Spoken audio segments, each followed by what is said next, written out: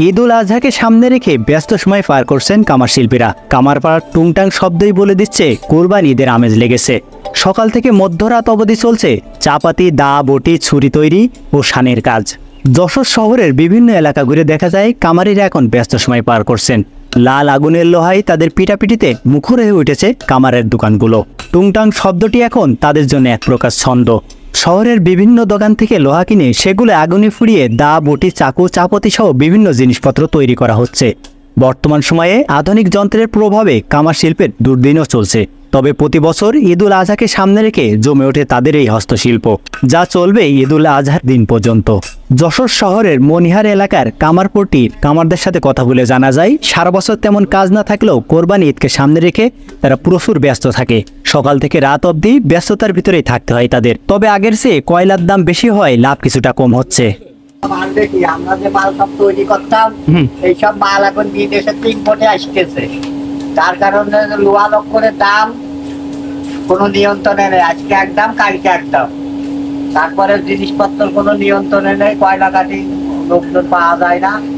মানে বাপ দাদারা করিয়েছে, তাই সেই আমাল এখন করিয়ে আসছে। ছাড়বো এখন, বুড়ো কালে ফলে যাবো, কোনো বিকল্প পথ কোনো বের করতে পারছি না। এই কাজ করে কোনো সংসার চালানোর মতো কোনো পরিস্থিতি নেই।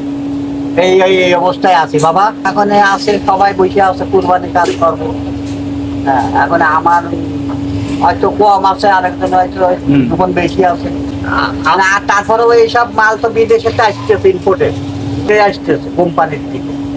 এখন আমাকে তো এই মাল চলে পরে, আমাকে খরচ বেশি হয়ে যাচ্ছে। হ্যাঁ, আমাদের কাছ থেকে দিতে গেলে খরচ বেশি হয়ে যাচ্ছে। আর ইম্পোর্টে মাল আসতেছে, সব মাল হচ্ছে আপনার মেশিনে তৈরি করা, ওগুলোর খরচ কম। এই আছে বিষয় আছে। এই কাজ ধরে ধরেন 30-35 বছর করছি, 35 বছর সঙ্গে করছি। মানে বাপ দাদা শিখে গেছে, আমার যারা করতেছে, আমার ছেলেও। আমি ছেলের এই কাজে নিয়ে আসবো না, কারণ এই কাজে তো আমার সংসার চলতেছে না, বাইরেতে ইম্পোর্টে এসতেছে না।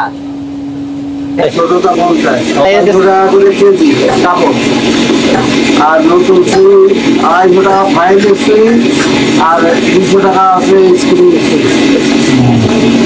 আর পুরো কাজ মেরামত করা হচ্ছে।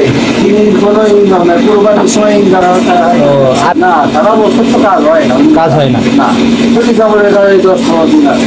আর আমরা টিয়াটারের ফাল টালের কৃষি কাজ করবো, এগুলো তেলগুলি চুরি, তারপরে টিয়াটারের ফাল, এই সমস্ত কৃষকের কাজ করবো আমরা। আর এই আছে কুরবানির সময় হলে এইগুলো ওই চুরি চাবল, এগুলো 10-15 দিন কাজ করবো হয়।